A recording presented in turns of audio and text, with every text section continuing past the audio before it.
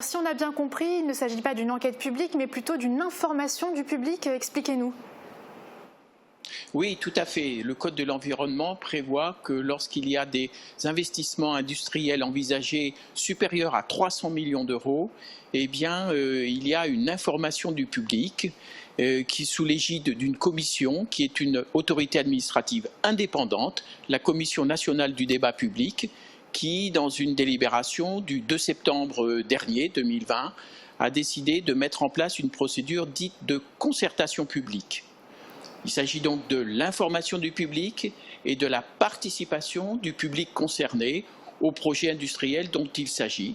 Il y aura donc un site internet dédié, il y aura des réunions publiques sous réserve des conditions de sécurité sanitaire et la plus large information pour que le public sache quels sont les enjeux environnementaux de ce projet industriel. Alors la question cruciale, est-ce qu'on peut dire que cette enquête qui débute, c'est le signe d'un réel engagement de l'investisseur ?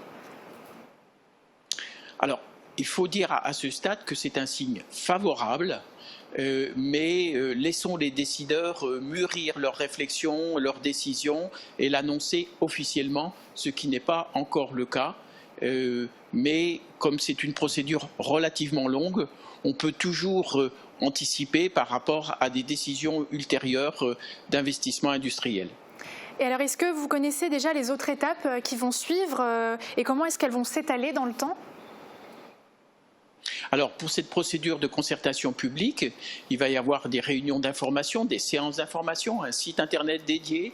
La commission désigne également 2 garants qui sont des garants de ce bon déroulement de l'information du public et qui auront à rendre un rapport qui sera publié. Parallèlement, il y a d'autres procédures, l'une très importante d'autorisation environnementale, c'est le préfet du département qui la délivre, et puis il y a le permis de construire, bien évidemment pour tout projet industriel. Et donc pour le permis de construire, différents services de l'État, équipements, sapeurs-pompiers sont consultés, chose tout à fait classique.